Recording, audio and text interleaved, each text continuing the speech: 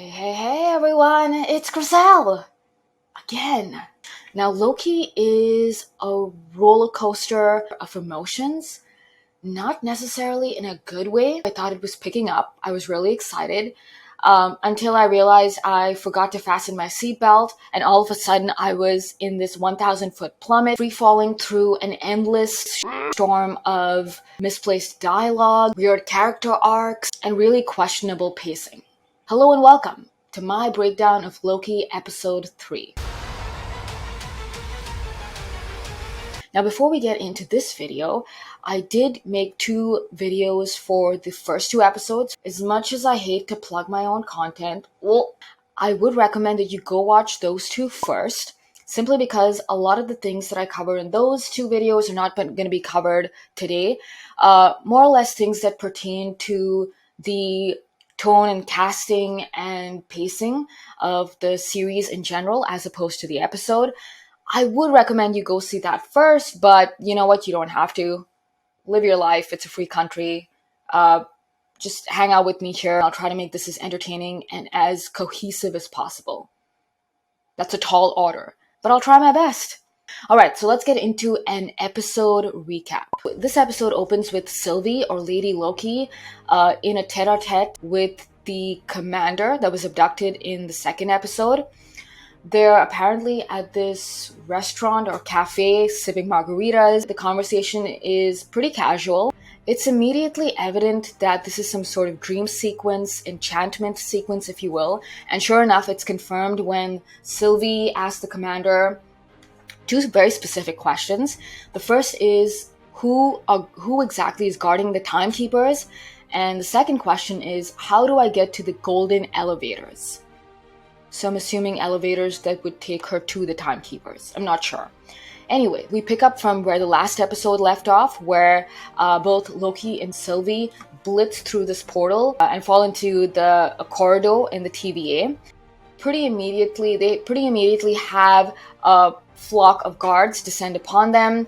To help them escape, Loki uses a temp pad where he teleports them elsewhere. And by elsewhere, I mean the year 2077 on a catastrophic moon called Lamentus 1. Is that one of your powers? Where did you send us? Now, Lamentus 1 is set for imminent destruction in about 12 hours, as it's on a collision course with another planet. So when Loki and Sylvie arrive, they quickly realize that the temp pad is all out of juice, which means they can't teleport themselves to safety, and thus begins our adventure. What follows is both Loki and Sylvie reluctantly deciding to team up to find a power source to charge the temp pad. And so the civilians are headed to an evacuation vessel to get off the moon. And so they decide to use the evacuation vessel to power the temp pad. The episode sees Loki and her having this sort of war with words throughout, where they're trying to one-up each other. The dialogue is a little strange, but we'll get into that a little later. And they talk themselves onto a train heading for the evacuation vessel. They get into altercations with guards. At one point, Sylvie even tries to enchant Loki, but it seemingly fails. And I say seemingly because we'll get into that a little later. They finally get to the evacuation vessel only to see it get destroyed, and thereby taking their last hope of getting off the planet. Somewhere in there, the actual temp pad also seemingly gets destroyed. Yeah, I think that's it. You're all caught up. Congratulations. I would rate this episode a 5.5 out of 10. Now, if you've seen my previous videos, you'd know that the first episode I rated a 6. The second, I really liked the momentum and as it picked up, so I rated it a 6.5. And this one, I'm going to drop it down to a 5.5 because I just wasn't feeling this episode a little, hurried and premature, and maybe I just don't like the casting choices. I'm not sure. Something just doesn't sit right with me so far. Now let's get into the things that I liked about this episode. It's a pretty short list. I already gave you a bit of a pre-warning where I said this is not exactly shaping up to be one of my favorite series. This video is going to be filled with a crap ton of unpopular opinions. And if there was actually someone watching these videos, I would get a ton of hate in the comments, but thankfully no one watches this, apart from like the 10 views that were pretty much me from different devices. I think I just outed myself. Anyway, getting into the things that I really liked about this particular episode. I really like the funky, futuristic, dystopian discotheque vibe and lighting that was essentially peppered throughout the entire episode, or bi lighting as Twitter likes to call it, because there were a lot of pinks, blues, and purples representing the colors of the bi flag, which is sort of a homage, if you will, to one of the scenes where Loki essentially reveals that he is bi, that he's been with both men and women. So that was pretty cool. Loved the lighting, loved the setting on Lamentis 1. And the second and last thing that I liked about this episode was, well, this is sort of me simping for Tom, but he is so good looking. First of all, he was wearing this really clingy, tightly fitted dress shirt that accentuated his silhouette perfectly, and all of the scenes where he had to pose with his entire body, like on a rock, or his little altercations with the guards, or as he was getting flung out a window, all of those scenes he really knows how to work his body. The man knows his angles, what can I say? Now let's get into the things that I didn't really like, and this one is going to be a bit of a long list, so bear with me. For starters, let's get to the perhaps something that a lot of people might disagree with me on is I don't really see the chemistry between Loki and Sylvie, just from an actor-to-actor standpoint. Their dynamic is kind of annoying. I see that they're trying to build up a possible romance maybe even, but there's just something really bratty and unentertaining about their back and forth. It's like those two annoying siblings in front of you in the line that won't shut up, and you wish their mom would have just left them in the car and taken their order for them. That's sort of where I'm at right now with their dynamic. At first, I was even unsure about Loki and Mobius's dynamic, Tom and Owen's, but now that I've seen this, I kind of crave that. I kind of miss that, because in this episode, Mobius did not make an appearance at all. It was just Tom and Sylvie and a bunch of other side actors. Speaking of a possible romance, it does seem like they're trying to build up to a love between the Lokis, which is very ironic because someone on Reddit pointed out only Loki would fall in love with himself. Getting back to their dynamic, it seems very well what Japanese anime likes to call tsundere. I'm not sure if I pronounced that correctly, but it basically pertains to a hot and cold relationship where it starts off very cold and distant and mean-spirited, and it eventually works its way up to something that's really warm and loving, and the characters eventually bond. I'm tired of that trope, that tsundere trope. I feel like it's done way too many times, and they're trying to push it in this one as well, and I was just not feeling it from start to finish. Another thing that kind of rubbed me the wrong way was I can see them rehabbing Loki's image and Loki's character to be more main character material. In that I mean he's not his stoic, pulled back, reserved, reticent self. He's really goofy and dad-like and all over the place in this TV series, which, you know what, in each of these videos that I make, I tend to go back and forth on it, on whether it's a good thing or a bad thing. In this episode, I'm thinking it's a bad thing because it's sort of losing the true essence of Loki, somebody who's supposed to be a little shrewd and cunning and mischievous. Like I said, when I say goofy, I mean there was one specific scene where he dressed up as a guard in order to worm his and Sylvie's way into the train that was heading for the evacuation vessel, and he was doing this really stiff, funny, robotic guard-like routine, and it was kind of cute, but again, not very fitting, not very aligned to what his character has shaped up to be in the movie franchise.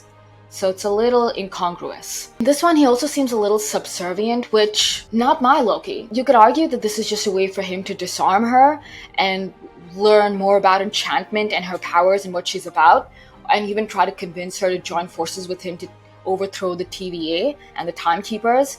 But it's just not working for me. It's just coming off as like he's a completely different person. There's also a scene on the train when they have this really sentimental bonding session where they talk about their mothers.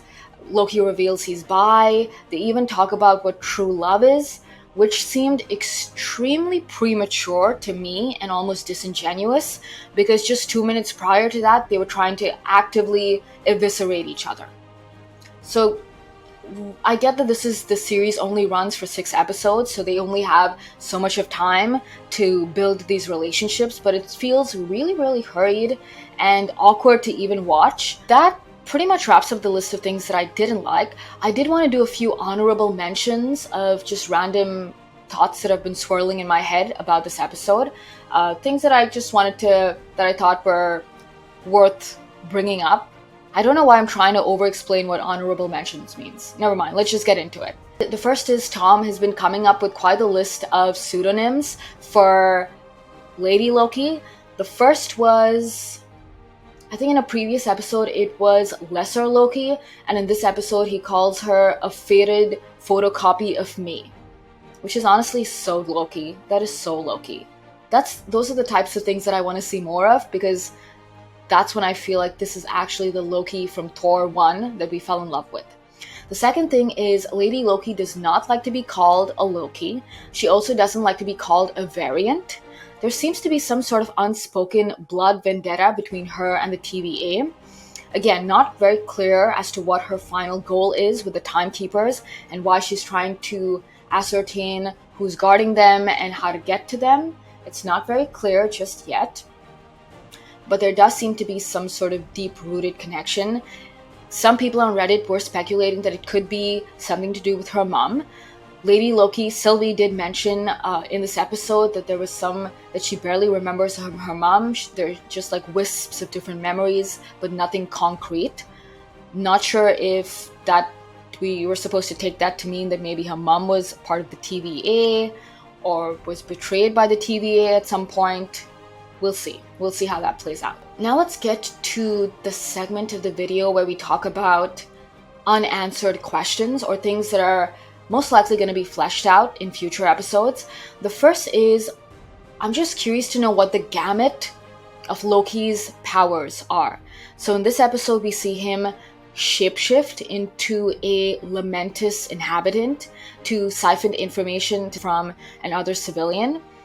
So we see shapeshifting, and we also see telekinesis, where he stops a building from essentially crushing him and Sylvie into pulp.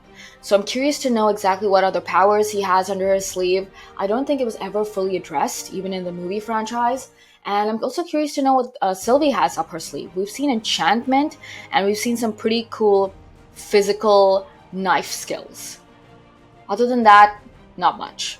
Unless you're counting her and Loki's verbal cunning, which, let's just talk about actual powers for now. Next thing is, even with the seemingly surrendering of arms, where both of them decided to become hesitant bedfellows while they try to get off this doomed planet, it does still seem like they're very actively trying to play each other.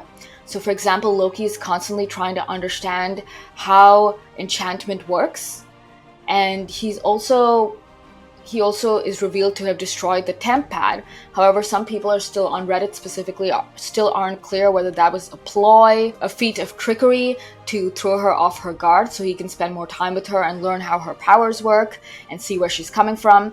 And on the flip side, she's trying to play him in that some people are speculating that the scene where she tried to enchant him in the beginning when they first get to Lamentis 1, she actually does succeed enchanting him, which means this entire episode, or most of this episode, their time on Lamentis, on this moon, was essentially like an enchantment sequence, a dream sequence. Earlier on in the episode, she said, it's really hard to enchant strong minds, and the only way I can get into their head is if I create a story from their memories. So people on Reddit are speculating that maybe she created a fantasy for Loki based on her memories, and this entire thing is an enchantment. She's showing Loki her past on Lamentis and how her fellow men were destroyed, maybe something to do with her mother as well. So that remains to be seen, because this episode ends very, very abruptly, where the evacuation vessel is destroyed, where there's no hope of getting off the planet,